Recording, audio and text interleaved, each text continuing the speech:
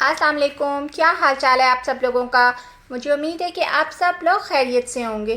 آج میں آپ کے ساتھ شیئر کر رہی ہوں بہت ہی مزے کا ڈیزرٹ جو بہت ہی لیس انگریڈینٹس کے ساتھ بہت ہی جلدی بن کے تیار ہو جاتا ہے، اور آپ جب اسے ایک بار بنا لیں گے تو آپ اس کو بار بار بنائیں گے۔ تو جی ریسیپی سٹارٹ کرتے ہیں۔ میں نے اس کے لیے لیا ہے 1 لیٹر ملک، اور ڈال رہی ہوں میں اس میں 5 ٹیبل سپون کارن فلور یا کارن سٹارچ، اور 5 ٹیبل سپون اس میں نے ڈال دیا ہے کوکو پاؤڈر، اور یہ دونوں چیزیں ہم نے اچھے طریقے سے اس میں مکس کر لینی ہیں۔ اور اب میں نے ڈالا اس کے اندر 5 ٹیبل سپون شوگر، اور یہ بھی ملا کے اچھے طریقے سے میں نے اسے مکس کر لیا ہے۔ اور اب آپ نے اسے چولہے پہ رکھ دینا ہے، اور جو فلیم ہے وہ آپ نے میڈیم ہی رکھنی ہے۔ آپ کو کوئی 5 سے 7 منٹ لگیں گے اور یہ اس طرح گاڑھا ہو جائے گا۔ اس کے بعد آپ نے اس میں 1 ٹی اسپون ڈال دینا ونیلا ایسنس، اور ونیلا ایسنس ڈالنے کے بعد میں اس میں 3 ٹیبل سپون ڈال رہی ہوں بٹر کو بھی آپ نے اس چاکلیٹ ساس میں جو ہے مکس کر لینا ہے اور فلیم کر دینا ہے آف۔ اس کے بعد میں نے یہ پارلے جی بسکٹ کے 6 پیکٹ لے لیے ہیں۔ آپ اپنی چوائس کے کوئی بھی بسکٹ لے سکتے ہیں، صرف وہ کریم والے نہیں ہونے چاہیے۔ اس کے بعد میں نے ان بسکٹس کو رفلی جو ہے ہاتھ سے توڑ لیا ہے۔ بسکٹس کو توڑنے کے بعد میں نے کچھ نٹس لے لیے ہیں۔ میں نے کوئی 100 گرام جو ہیں وہ آمنڈس لے لیے ہیں، اور 100 گرام میں نے والنٹ لے لیے ہیں۔ ان کو بھی میں نے رفلی سا چاپ کر لیا ہے۔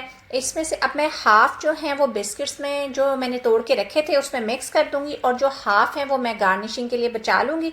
اس کے بعد بسکٹس کو اور نٹس کو آپس میں مکس کر لینا ہے۔ انہیں مکس کرنے کے بعد جو ابھی میں نے چاکلیٹ ساس بنا کے رکھی تھی وہ میں اس میں ڈال دوں گی، اور جو یہ چاکلیٹ ساس ہے یہ آہستہ آہستہ کر کے آپ نے ڈالنی ہے۔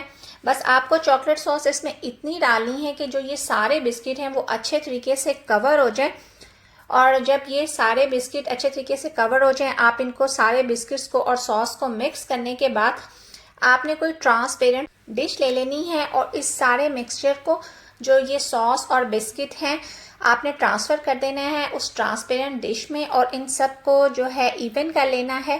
اس کے بعد جو باقی بچی ہوئی چاکلیٹ ساس ہے وہ بھی ہم نے ان بسکٹس کے اوپر ڈال دینی ہے، اور اس کو بھی ایونلی اسپریڈ کر دینا ہے۔ اس کے بعد جو ہم نے کچھ نٹس بچا کے رکھے تھے وہ ہم نے اس ڈش کے اوپر ڈال دینے ہیں، اور اس کو ڈیکوریٹ کر لینا ہے۔ اور اگر آپ کو نٹس پسند نہیں ہیں تو اگر آپ کے گھر میں کوئی اسپرنکلس وغیرہ پڑے ہوئے ہیں تو آپ وہ بھی اس پہ ڈال سکتے ہیں۔ آپ کی اپنی چوائس ہے، آپ جس چیز سے مرضی اس کو ڈیکوریٹ کر لیں۔ اور اگر آپ کو یہ اسپرنکلس بھی نہیں پسند تو اگر آپ کے پاس کوئی کوکنگ چاکلیٹ ہے تو آپ اس کو بھی گریٹ کر کے اس کے اوپر ڈال سکتے ہیں۔ آپ کو یہ سب چیزیں اس پہ ڈالنے کی ہرگز ضرورت نہیں ہے، میں جسٹ آپ کو کچھ آئیڈیاز دے رہی ہوں کہ آپ کے گھر میں جو بھی چیز اویلیبل ہو آپ اس سے ڈیکوریٹ کر سکتے ہیں، اور اگر چاہیں تو کچھ بھی نہ ڈالیں پھر بھی یہ بہت ہی مزے کی لگتی ہے۔ اور چونکہ میرے بچوں کی بہت فیوریٹ ہے تو انہوں نے مجھے بالکل اس کو ریسٹ دینے کا ٹائم نہیں دیا، تو میں اس کو فوراً ہی سرو کر رہی ہوں۔ لیکن آپ نے اس کو فوراً سرو نہیں کرنا، آپ نے اس کو ایٹ لیسٹ 3 to 4 آور کا ریسٹ ٹائم دینا ہے۔ آپ 3 to 4 آور کے لیے ریفریجریٹر میں رکھ دیں اور اس کے بعد سرو کریں۔ مجھے امید ہے کہ یہ ریسیپی آپ کو ضرور پسند آئے گی۔ اس کے ساتھ ہی میں لیتی ہوں آپ سے اجازت، ملوں گی نیکسٹ ولاگ میں، تب تک کے لیے اللہ حافظ۔